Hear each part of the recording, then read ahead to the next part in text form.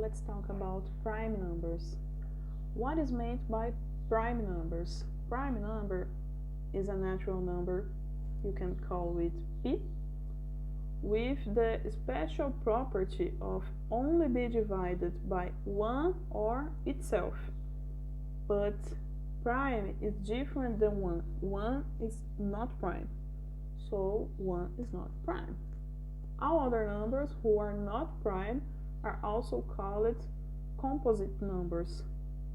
The notation of prime is A divides prime, so A is equal to 1 or A is equal to the prime.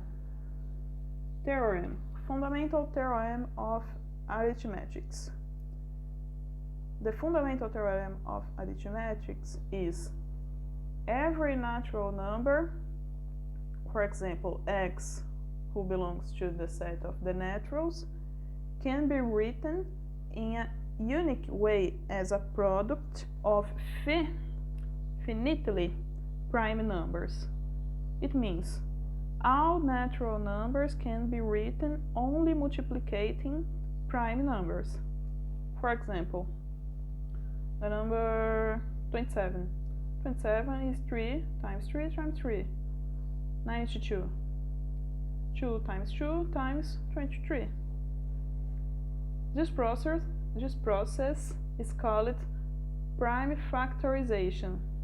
You transform a number, natural number of course, in a multiplication of primes is called prime factorization, and prime factorization is unique. The Euclidean theorem is the same of say prime number is infinite. Of course. What is meant by two numbers being called coprime? Divisory distincts. Two numbers are called coprimes with, we'll call m and n, for example, coprime if n and n belongs to the natural, and after the prime factorization you don't find any equal prime number between them. Example, 6 is equal to 2 times 3 and 9 is equal to 3 times 3.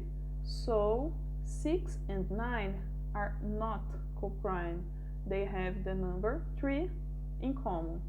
But 8 is 2 times 2 times 2 and 15 is 5 times 3. So 8 and 15 are coprime. They don't have no prime in the prime factorization in common. Exercise. Determine the prime factorization of these numbers 24 and 100. 24. 3 times 2, 2, 2. 100. 5, 5, 2, 2. Are the following numbers divisors independent or coprime? So let's see if 4 and 10 are coprime. 4 can be written as 2, 2, 10, 2 and 5, not coprime. You make the factorization, 5, 3, 3, 5 down, 9, 9, 3, 3, 16, 2, 2, 2, 2, yes, coprime. There are no prime in common.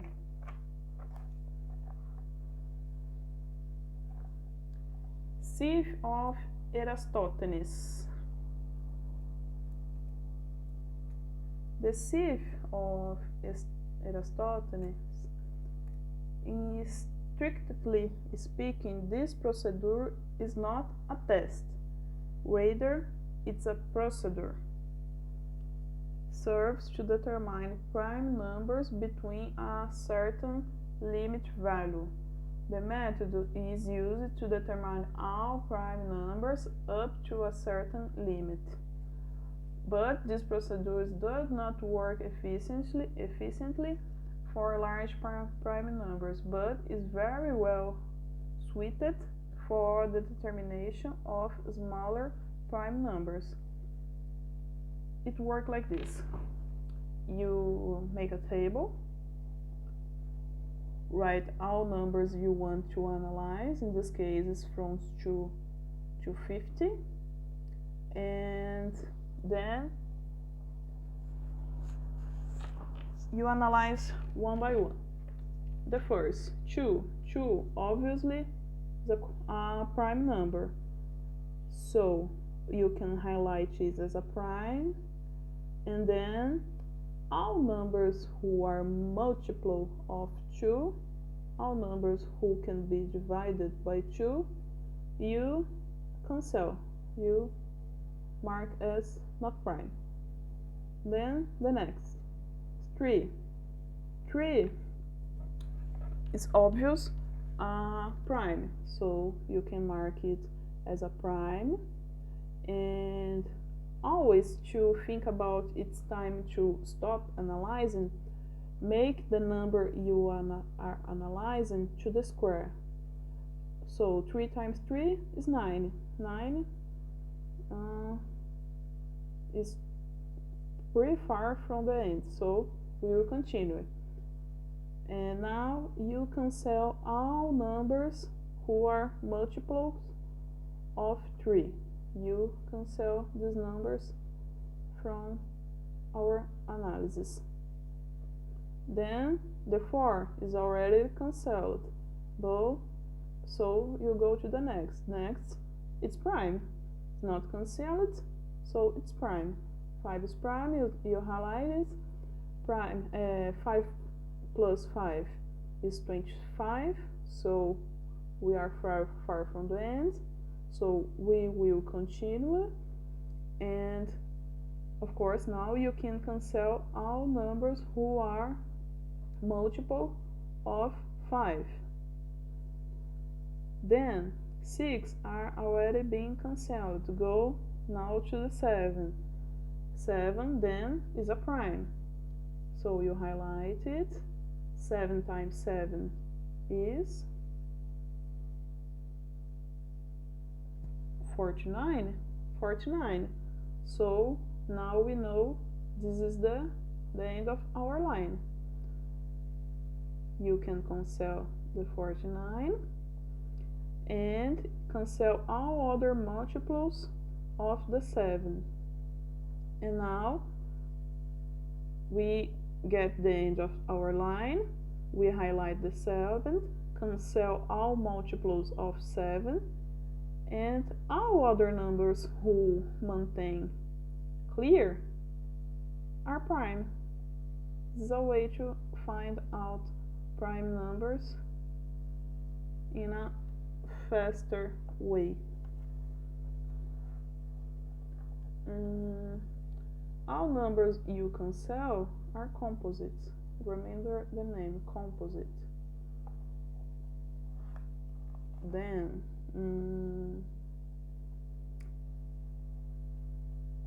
Fermat's test. Fermat's test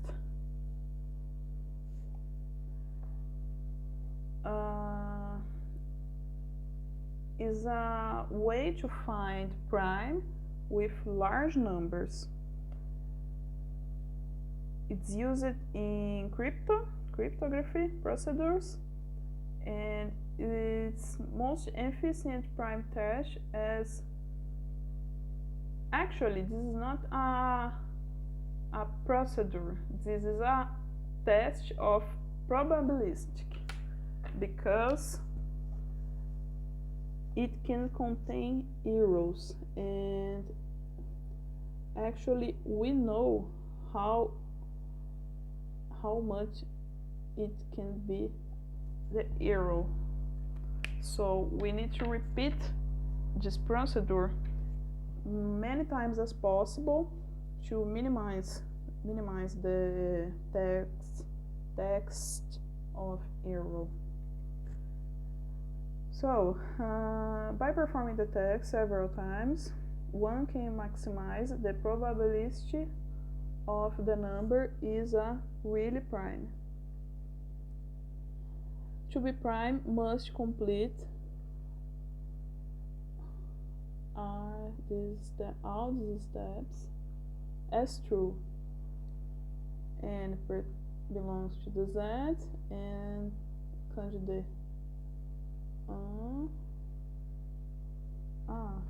This is difficult. Farmer tests don't have no exercise in the practice book, so I will just pass from it. Names two ways to find prime numbers is a sieve of Aristotle's and Fermat test. What's a Carmichael number? It's a number who passes on the Fermat test as true, but is not prime. This is the reason Fermat test is a probability test, so you need to make the test many times to find and try to avoid errors and find Carmichael numbers. Next unit, modular arithmetic. Divisions with remainder. So let's B divides A. Quotient is equal quotient plus remainder.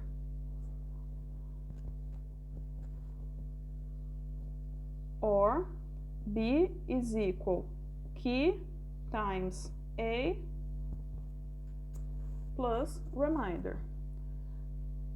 It's literally the remainder of a division of n. Example, if A is 17 and B is 5, then this division is, you can say, as 3 times 5 plus 2.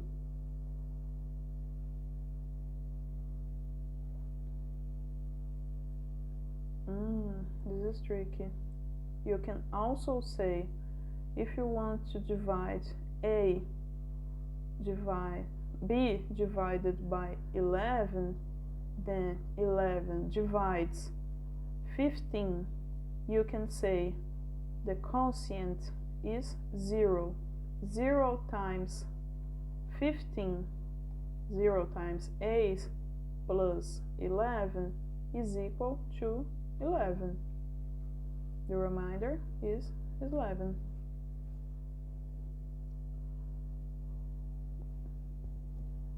(98) divided by 14, so 14 divided by 98 is equal to 7 times 14, so key times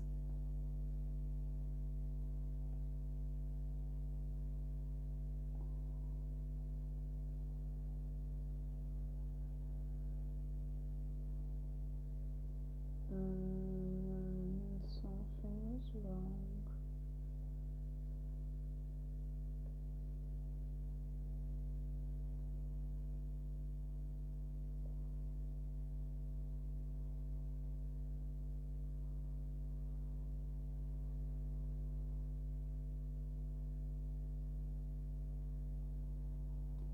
B is equal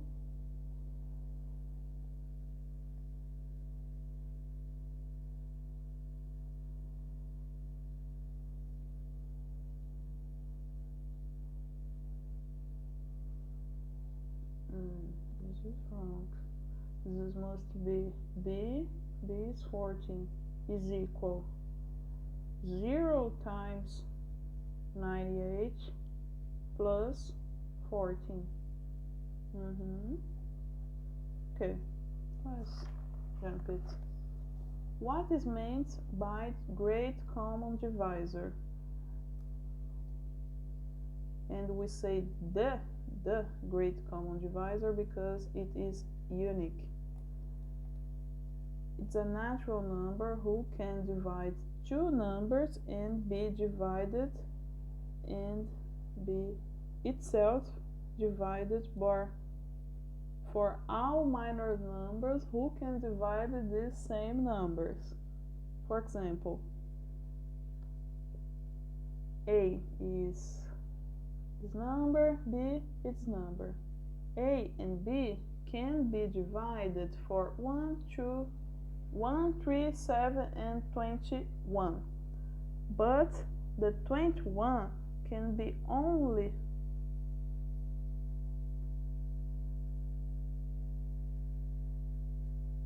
but the great common divisor is 21 because only the 21 can be divided by 1, 3, 7.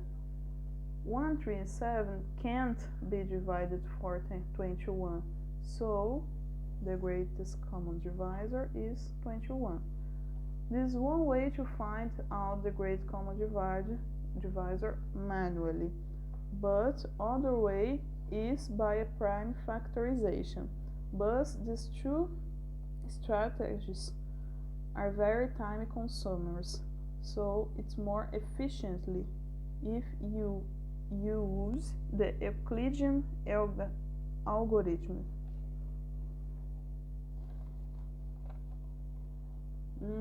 And it's important to remember the greatest common divisor of two coprimes are always 1. Determine the great common divisor of 90 and this number 525 using the prime factorization. This is tricky. It's time consuming, very time consuming.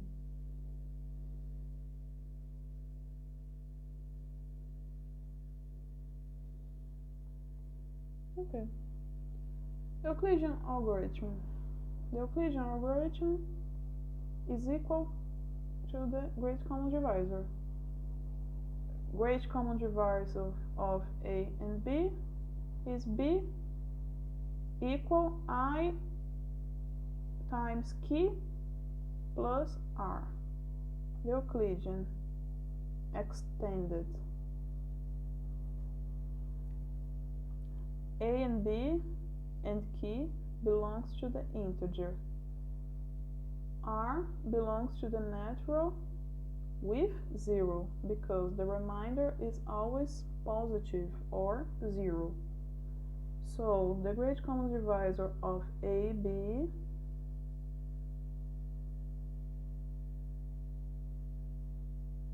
is equal to the great common divisor of RA, and B is equal to AKR. To make it easy, you can construct this table. BKAR. You put the primary number you want to use.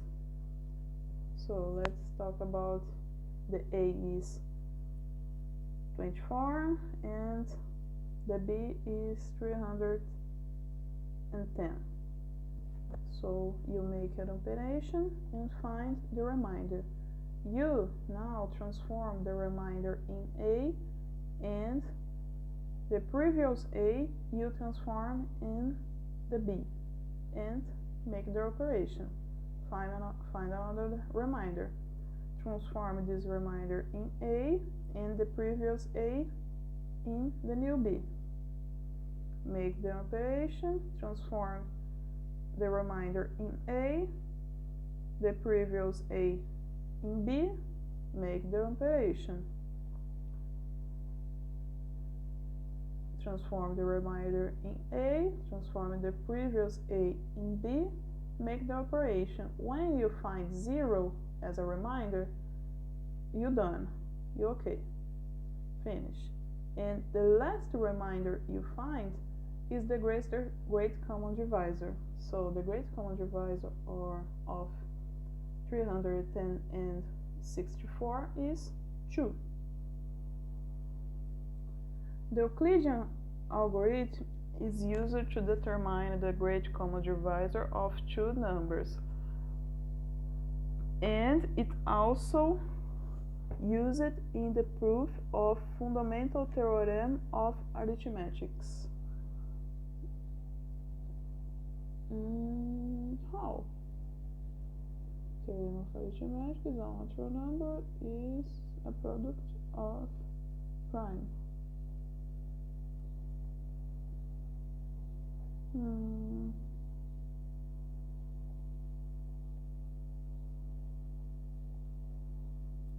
don't get it. Using the Euclidean algorithm, calculate the greatest common divisor of 20 and 65. 65, 23, remainder 5. Remainder belongs to A, and A belongs to B. And you find 0, the greatest common divisor, 5. Easy peasy. Using the extended algorithm or Euclidean algorithm, determine respectively numbers as t belongs to z, such that s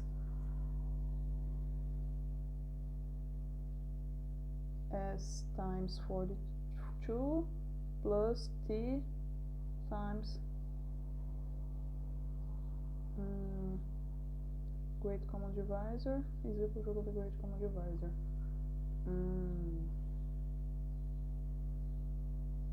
This is the Bézier lemma.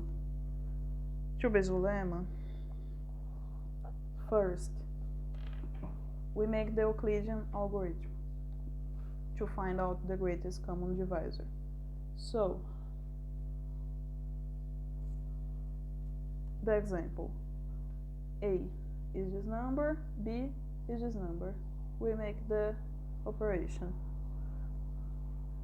and find always the previous A becomes to B and the previous remainder becomes to A. And the greatest common divisor of these two numbers is 21.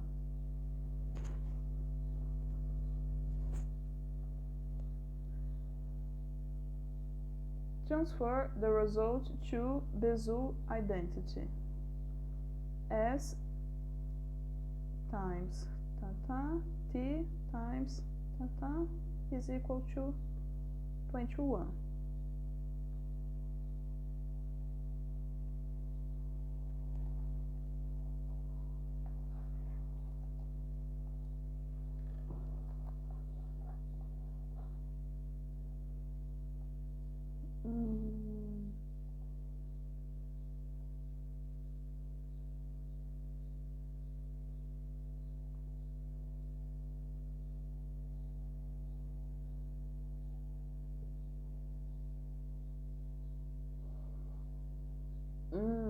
Now I get it.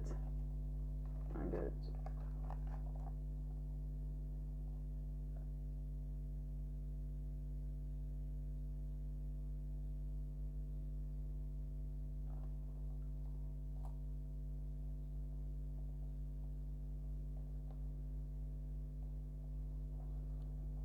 Okay, this is other example, but I think it's easier to understand. First,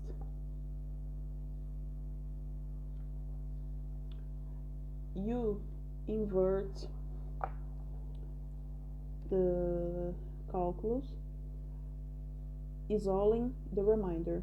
Remainder is equal b minus a times k. So 54 is equal this, 10 is equal this, 4 is equal this, 2 is equal this. You got this, 2 is equal this, and you change the common values from this one to this one to this one, always up.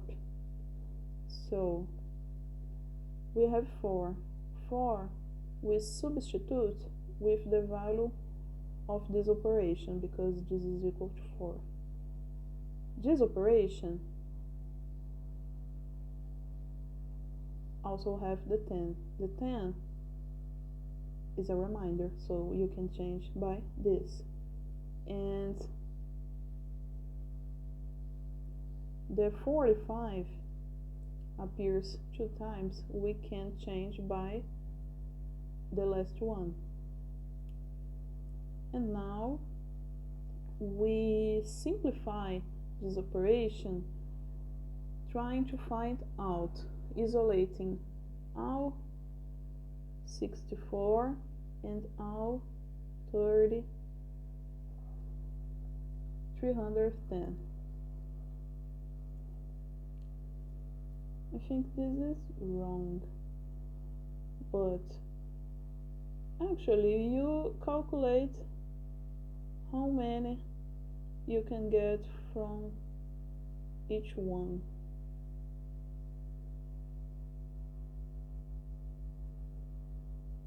Oh, 5 times 64.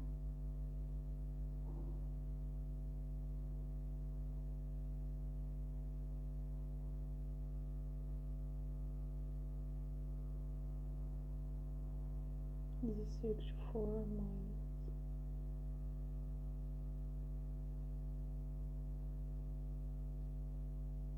5 times 1.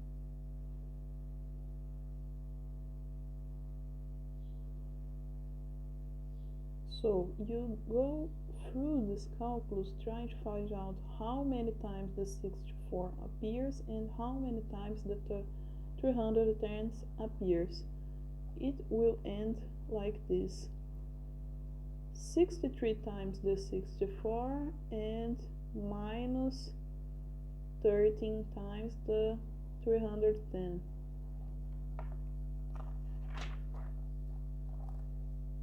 Euclid's lemma. The Euclid's lemma, pretty simple. I think is only a concept. If a b belongs to the integer, let p belongs to the natural and b a prime number.